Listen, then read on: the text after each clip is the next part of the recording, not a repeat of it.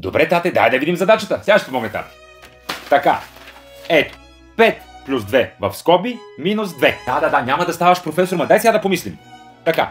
Имаш 5 плюс 2 минус 2. Моля ти се, не се разстройвай. Затова съм си пуснал 2 седмици отпуска, да мога да ти помагам. Пред това госпожата не ви ли го обяснява в час? Не ви го обяснява. Така са тези госпожи. Едно време обясняваха, тате. Кажи едно число е така. Просто кажи едно число. 30 от 1 до 10 едно число кажи. Не е 17, тате. Не. Аз вярвам в теб. Аз и мама вярваме в теб. Да, тате, знам, че няма да ставаш космонавт. Ама виж, в 4-ти клас задачите стават по-сложни. Тате, моля ти се, върни се, тате. Ела, седни да си довършим разговор. Айде, ще го решим сега. Айде, няма ли да дойдеш? Откъде е верно какви сложни задачи им дават, значи? Че колко много домашно. Охо, тук има и събиране с двуцифрени. Какво не я разбираш на тази задача, бе, сине майчин? Те хората са го написали за малоумни.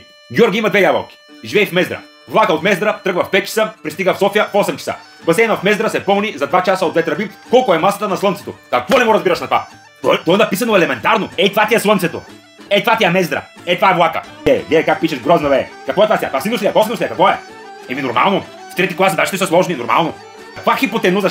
Ще ти прасна аз на тебе сега една хипотенуза в главата. Значи, ако съм на госпожата ти, ще ти напраскам бележника с двойки. И я носиш на госпожата да й се извиниш. Знаеш какво?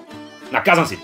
Ето е теле сборник, дотре си го решил. Плюс 2 отговора на литературен въпрос на маминото детенце и на Немили на Драги. Въобще не ме интересува, че ли си ги чел. Ще ги прочетеш и ще ги напишеш. До утре.